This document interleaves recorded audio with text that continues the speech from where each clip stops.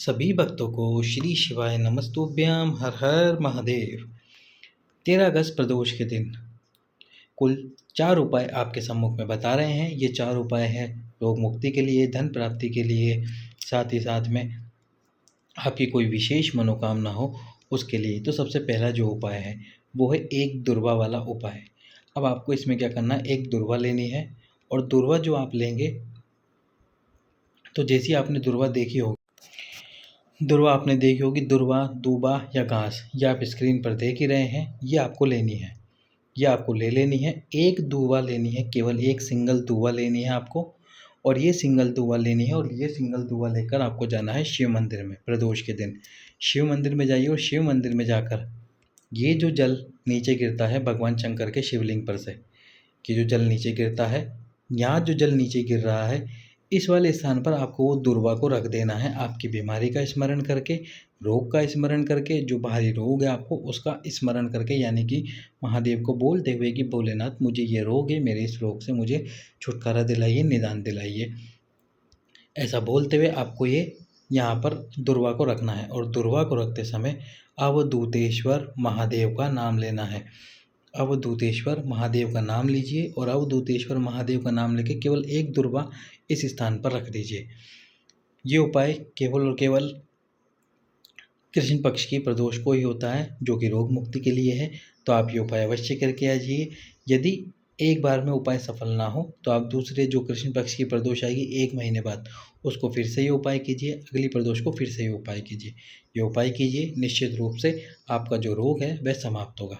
अब चलते हैं अगले उपाय की तरफ। तो अगला जो उपाय है वो है विशेष मनोकामना के लिए 51 शमी पत्र। यदि आपकी कोई विशेष मनोकामना है और वो मनोकामना पूर्ण नहीं हो रही, तो उसके लिए आप आपकी हथेली में जो सीधा हाथ है उसमें आपको 51 शमी पत्र रखने हैं। 51 शमी पत्र ले लीजिए। 51 शमी पत्र रखने के बाद में दूसरा हाथ उन शमी पत्रों के ऊपर रखिए। जैसे हम ताली बजाते हैं, तो जब एक हाथ सीधा रहता है और दूसरे हाथ पे हम ताली बजाने के लिए दूसरा हाथ लगाते हैं, उसी प्रकार एक हाथ में शमी पत्र रखकर दूसरा हाथ उन शमी पत्रों के ऊपर रखकर आपकी मनोकामना भगवान शंकर को बोलिए। और भगवान शंकर को बोलने के बाद में वो शमी पत्र सारे के सारे भगवान शंकर के शिवलिंग पर समर्पित कर दीजिए। प्रदोष काल में आप ये उपाय करके आइए। और जब आप शमी पत्र समर्पित कर दें, तो समर्पित करने के बाद जो सीधा हाथ है जिसमें आपने शमी पत्रों को रख रखा था, समर्पित करें। और समर्पित करते ही उस सीधे हाथ को उठाकर आपका जो हृदय है, जिस स्थान पर आपका हृदय है उस स्थान पर उस हाथ को लगा लीजिए। मनोकामना फिर से बोलिए, बाबा से प्रार्थना करके कि बाबा मेरी ये मनोकामना शीघ्र पूर्ण कीजिए। ये उपाय केवल और केवल सावन की प्रदोष को ही होता है। जो सावन की प्रदोष आई है, यदि आप ये उपाय नहीं कर पाए तो फिर ये उपाय आप अगले साल ही करेंगे जब सावन आएगा। किसी और प्रदोष को ये उपाय मत कीजिए, क्योंकि मनोकामना पूर्ण नहीं होगी। अब चलते हैं अगले उपाय की तरफ। अगला जो उपाय है, जो हाल ही की कथाओं में गुरुजी ने बताया है, दो दो दीपक वाला उपाय है। तो आपको प्रत्येक प्रदोष को, फिर वो कृष्ण पक्ष की हो या फिर शुक्ल पक्ष की हो, प्रत्येक प्रदोष को 2 दीप जलाने हैं। अब वो कौन कौन से स्थान हैं? एक स्थान है कि एक दीप आपको जलाना है लंबी बात का घी का बेलपत्री के वृक्ष के नीचे। और एक दीप आपको जलाना है आपके घर के मुख्य द्वार पर, यानी कि जो आपका घर का मेन डोर है उस मेन डोर के बाहर की तरफ दीप जलाना है। दीप जलाइए, या फिर या तो ये 2 स्थान याद कर लीजिए, या फिर एक दीप आपको जलाना है शिव मंदिर के अंदर और एक दीप आपको जलाना है आपके घर के मुख्य द्वार पर। तो ये दोनों अलग अलग उपाय हैं। आपको नियम बनाना है प्रत्येक प्रदोष का। या तो ऐसा कर लीजिए कि भाई एक दीपक मैं बेलपत्री के वृक्ष के नीचे जलाऊंगा और एक दीपक अपने घर की चौखट पर। ये नियम और ध्यान कर लीजिए। तो फिर आपको प्रत्येक प्रदोष के दिन एक दीपक बेलपत्री के वृक्ष के नीचे जलाना है और एक दीपक घर की चौखट पर। फिर अगली प्रदोष आई बेलपत्री के वृक्ष के नीचे और बेलपत्री के वृक्ष के साथ साथ आपके घर के मुख्य द्वार पर। यदि ये नियम आप नहीं अपना रहे हैं कि बोले बेलपत्री का वृक्ष है नहीं हमारे पास बहुत दूर पड़ता है, तो फिर एक दीपक शिव मंदिर में जलाना है और एक दीपक आपको आपके घर के मुख्य द्वार पर जलाना है। फिर अगली प्रदोष पे एक दीपक शिव मंदिर में जलाना है और एक दीपक आपके घर के मुख्य द्वार पर जलाना है। इस प्रकार से उपाय करना है। तो या तो नियम ये वाला बनाना आप, जिसमें आपको बेलपत्री के वृक्ष के नीचे जलाना है दीप, और घर के मेन डोर पर, या फिर ये वाला नियम अपनाना जिसमें शिव मंदिर और आपके घर के मेन डोर पर दीप जलाना है। दोनों एक साथ नहीं करने हैं कि मैं एक दीप बेलपत्री के वृक्ष के नीचे जला के आऊँ और एक मेन डोर पर जला के आऊँ, फिर एक दीप शिव मंदिर में जलाने चल जाऊँ और फिर एक दीप घर के मुख्य द्वार पर कर दूँ। दोनों में से कोई भी एक नियम अपनाना है। तो ये नियम अपनाइए।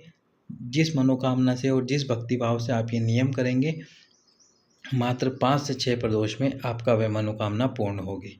अब चलते हैं अगले उपाय की तरफ। अगला जो उपाय है वो है धन प्राप्ति का उपाय। धन प्राप्ति के उपाय में आपको एक धतूरा लेना है और उस धतूरे को प्रदोष के दिन, ये भी केवल सावन की प्रदोष का उपाय है, किस धतूरे को भगवान शंकर के शिवलिंग पर समर्पित करना है। यदि इस स्थान से आप समर्पित कर रहे हैं तो धतूरे की डंडी इस तरफ रखें आपके विपरीत में। यदि यहाँ से धतूरा समर्पित कर रहे हैं तो धतूरे की डंडी उस तरफ रखें आपके विपरीत में। यदि सामने से धतूरा समर्पित कर रहे हैं तो धतूरे की डंडी इस तरफ रखनी है आपके विपरीत में। और यदि यहाँ से समर्पित कर रहे हैं तो धतूरे की डंडी इस तरफ रखनी है आपके विपरीत में।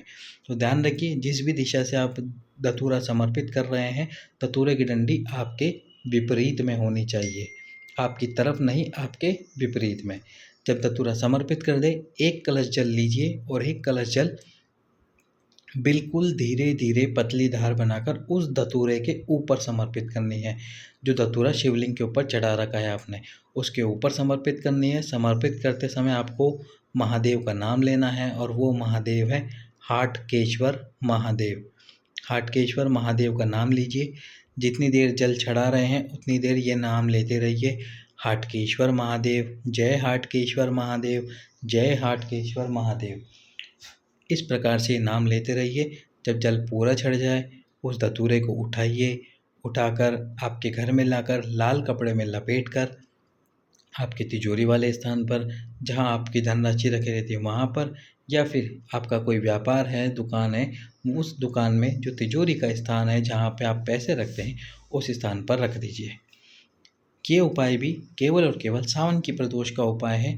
निश्चित रूप से आपको सफलता ज़रूर मिलेगी, क्योंकि अधिक मास है, सावन का पवित्र महीना चल रहा है और सावन की प्रदोष आई है।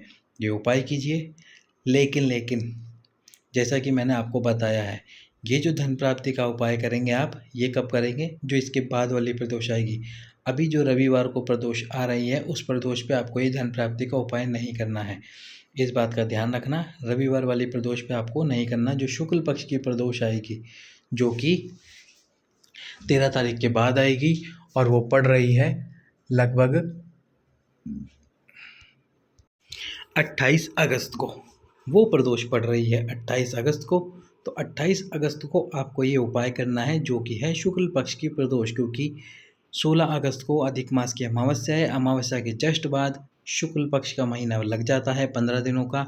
तो उसमें शुक्ल पक्ष की प्रदोष आएगी, जो कि 28 अगस्त को आएगी। उस 28 अगस्त की प्रदोष को आपको ये उपाय करना है धन प्राप्ति का, क्योंकि आपको बताया मैंने, धन प्राप्ति उपाय शुक्ल पक्ष को होते हैं और रोग मुक्ति उपाय कृष्ण पक्ष को होते हैं। सभी भक्तों को श्री शिवाय नमस्तु।